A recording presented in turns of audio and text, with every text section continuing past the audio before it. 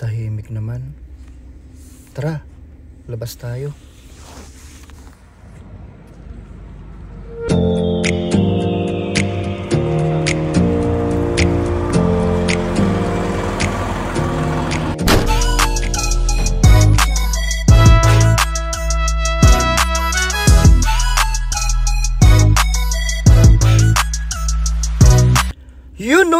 Mga kakulitan, Merry Christmas sa inyong lahat at Happy New Year na rin. Pasensya na kayo at ngayon lang ako nakapag-upload ulit. Grabe, sobrang busy after ng New Year. At syempre, ito pang boses ko, hindi pa rin bumabalik sa normal. Ngongo pa rin, ngongo sumakulit.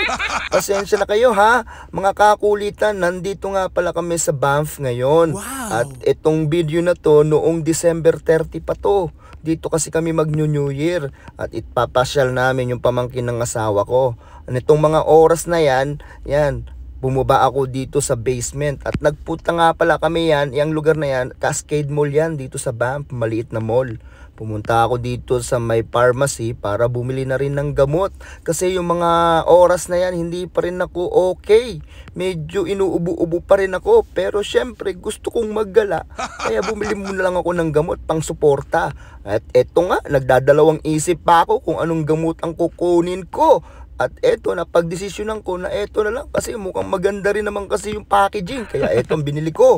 At pagkatapos na nga namin bumili ng gamot, ay ako lang pala, eto, naglakad kami dito sa may downtown. Eto yung Banff Avenue. Kasi ngayong araw, meron kaming appointment sa gondola. At medyo maaga pa nung mga oras na yan, kaya naglakad-lakad muna kami. Pupunta muna kami sa McDonald's para kumain. At para pag-akyat doon sa taas, hindi kami magugutom. Dahil siguradong wala kaming mabibilhan or kung may mabilhan man kami doon, ay napakamahal. At ito nga palang itsura ng Banff pag umaga mga kakulitan. At habang naglalakad nga ako dyan mga kakulitan, may isang batang sumabay sa akin at humawak pa sa braso. Pagkamalan yata akong tatay. Ay grabe, asawa ko pala yung nakala ko bata. At maya maya, eto dumating na kami dito sa McDonald's. At pagpasok namin, sinabihan ko sila na umorder na sila at ako maghahanap na ng upuan. At dahil napakadaming tao ngayon dito sa Banff, lalong-lalo na dito sa McDonald's. At pagpasok ko talagang walang upuan available. At kung pagkatapos nga namin kumain, at eto, dire-diretso na kami dito sa may gondola. Ito nga pala yung itsura ng dinadaanan namin papunta ng gondola. Paakyat to mga kakulitan, bundok kasi yun. At pagdating namin dito sa may gondola, grabe, napakahirap pa maghanap ng parking. Ayan, agad-agad talaga kaming pumasok sa loob kasi mag-aalas 2 na yan. At eto nga mga kakulitan, dito kami sasakay yun, no? Kung makikita nyo yung gondolang yan, yung tablet na yan, diyan kami sasakay paakyat doon sa taas ng bundok.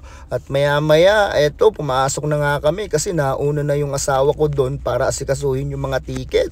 At sabi niya, magwa-washroom lang daw muna sila. At habang nagwa-washroom sila mga kakulitan, at ito, tumingin-tingin ako dito sa may souvenir shop. Baka kasi may mga kursunadahan tayo, hindi ba?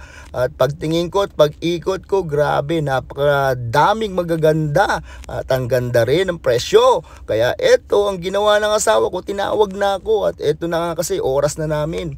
Yan, papunta na kami dito sa may gondola. At yan, sabay-sabay na nga pala kami dyan pumapasok. At yan, hinihintay na lang namin yung sasakyan namin. Mayroon tao dito sa unahan namin. After nila, siguradong kami na. At ito nga pala yung itsura ng sasakyan namin. Mga kakulitan, panoodin nyo muna ha.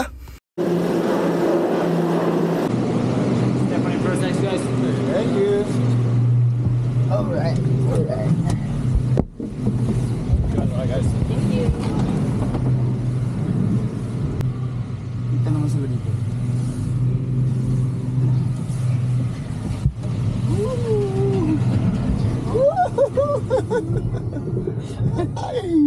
Bakit kasi dito ako mo? Dapat dito kay Oliver. Huwag kang gumalaw pa ha, mabigat tayong dalawa. So Oliver Malaglag isa magaan. mo ba ha?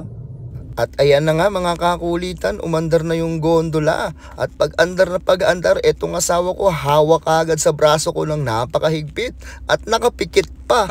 Sabi ko sa kanya, imulat niya yung mata niya para makita niya yung ganda ng paligid. Kaya lang ayaw, takot daw siya sa mataas na height. Kaya enjoy nyo muna mga kakulitan.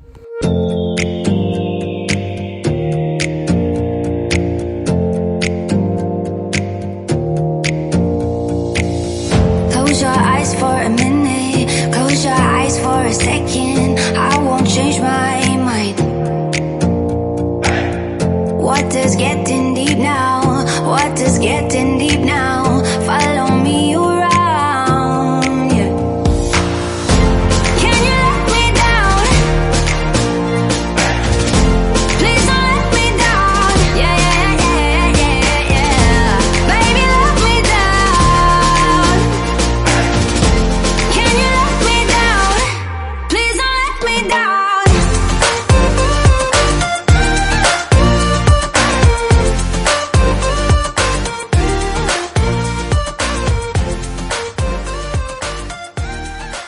Huwag na malikot pa.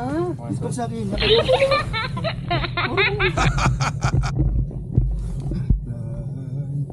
Natatakot ang asawa ko. Ayan o mga kakulitan no. Kasi itong asawa ko takot sa mataas na height. Sa heights. Natatakot siya kasi ayaw niyang sa mga matataas na height. Yan o. Ayan o, tingnan niyo mga kakulitan o ganda. Ayan o. After 15 to 20 minutes nga mga kakulitan, ito nakarating na rin kami dito sa tuktok. Kaya lang itong asawa ko hanggang ngayon nakapikit pa rin at nakahawak pa rin ng sobrang higpit sa braso ko. Yeah, guys, enjoy your day. Thank you. Thank you. See ya. Bye. Grabe mga kakulitan, ang babait talaga nitong mga Canadian ano. Napaka-approachable nila at palabati sila. Grabe, ganyan talaga sila lahat. Talagang magagalang at mababait. At paglabas nga namin dito sa station na to, ito na nga pala yung itsura ng first station ng gondola. Itong gusaling yan, sa taas niyan restaurant, sa baba ay merong coffee shop at mga souvenir shop. At itong paligid na yan mga kakulitan, dyan palang mag-uumpisa ang lahat. Pero pwede na magpa-picture ang karamihan. Kung yung mga matatanda na ayaw maglakad, pwede maiwan lang dito at yan, magpa-picture. At kasi nga bungad pa lang maganda na. Kaya ang ginawa ko, pumesto kaagad ako dito para magkaroon kaagad sila ng pwesto para magpa-picture.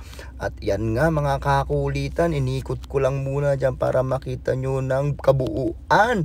Yan, doon tayo pupunta sa may bundok na yon. Maglalakad lang tayo mga kakulitan. Siguro mula dito hanggang doon sa bundok na yon, kung pahinto-hinto, siguro abutin tayo ng 1 oras sa paglalakad. Kasi kada steps or kada station may mga gandang view na pwedeng magpa-picture. At ito nga pala ang Rocky Mountain. Yan, dito yan sa may Banff, Alberta, Canada. Yan ang sabi ni Rocky G. Yan, at ito nga nag-umpisa na kaming maglakad. Pasensya na kayo mga kakulitan ha, ipapass forward natin ng konti kasi nga itong paglalakad namin na to, inaabot kami ng 30 to 40 minutes yata, kalahati pa lang. Kasi nga inaalalayan namin yung mga asawa namin saka yung mga bata na kasama namin. Pero kaming dalawa ng anak ko, nauna na kami kasi sabi ko magbibideo ako. Kaya eto mga kakulitan, pasensya na at medyo mabilis at sana maganda ang kalabasan ng video natin. Ha? At eto nga pala yung dinadaanan papunta doon sa kabilang bundok. Kaya mga kakulitan, enjoy nyo tong view to kasi ipapasyal ko talaga kayo hanggang New Year tayo dito. Part 1 pa lang to ng New Year episode natin. Kaya eto mga kakulitan, habang naglalakad nga kami dyan, ako hingal na. Hanggang pagbo-voice over, hingal pa rin ako. Kaya pakinggan nyo yung boses ko, tingnan nyo, talagang hingal pa rin. At yan nga mga kakulitan, etong tinatawag na gondola at ang Rocky Mountain. Swerte nga namin dahil ang ganda ng panahon, hindi ganun kalamig at nagpakita ang haring araw. Kaya pakinggan nyo muna, enjoy nyo mga kakulitan.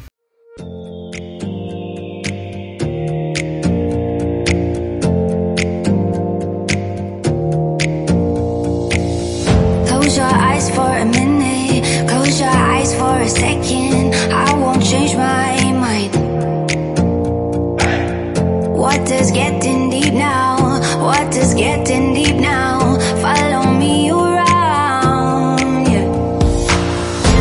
Can you let me down? Please don't let me down. Yeah, yeah, yeah, yeah, yeah. Baby, let me down. Can you let me down? Tapos nga mga kakulitan, itong trail na to, hindi to yung kasama doon sa puputahan namin, sa dadaanan namin. Itong trail na to is para to doon sa mga nag-hiking at napakadelikado pumunta dito at bumaba dito pagka gantong winter. At tignan nyo nga, nadulas na ako dyan mga kakulitan. Yan pang isa di ba? Tapos yung dalawang tao na nakatingin sa akin, tawa ng tawa, grabe. At yan nga mga kakulitan, tinry ko kasing pumunta dyan, syempre para mabigyan ko kayo ng magandang view. Ayan, hanggang dun yan sa may pababa, yung mga nag-hiking pag summer, especially pag summer, para pumunta sila dun sa may baba. Kaya lang is medyo delikado na at madulas na, at syempre wala din hawakan or wala ding mga hagdanan na steps, at napakataas niyan mga kakulitan. Yung dalawang taong yan na nasa harapan ko, hindi rin nila iniisip na bumaba pa dahil madulas. At tignan nyo naman yung nasa kanan ko, bangin na yan mga kakulitan, talagang napakataas. Kunting pagkakamali at gugulong ka talaga, doon ka pupulutin sa baba at hindi natin alam kung anong pwedeng mangyari sa'yo. Kaya eto, habang pabalik ako doon sa may deck, dahan-dahan ako naglalakad kasi muntikan na ako, nadulas na ako. Kaya eto, kailangan natin magdahan-dahan mga kakulitan kasi muntikan na ako kanina at nadulas na ako, pinagtawanan na ako ng dalawang tao. At eto nga, papunta na tayo doon sa another kalahati.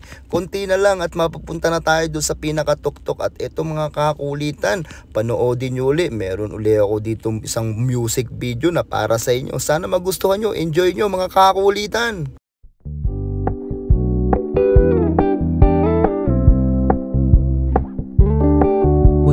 Keep it low key, keep it softly spoken, with no strings tying you to me. I'm happy in your company with no emotion, 'cause my love deserves to be free. I never wanna look at a house in the garden, I never wanna lock you down. I know you're not mine, it's just my turn, but we can still have fun for now.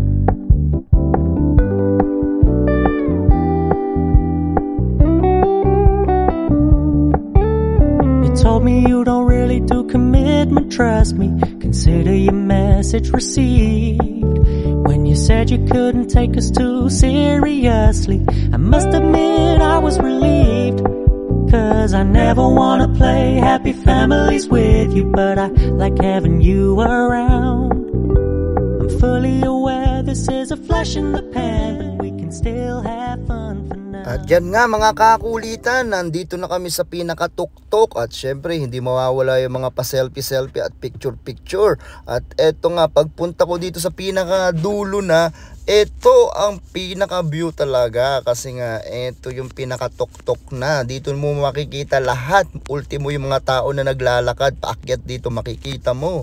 At yan nga pala ang Rocky Mountains dito sa Banff, Alberta, Canada. Sabi ni Rocky.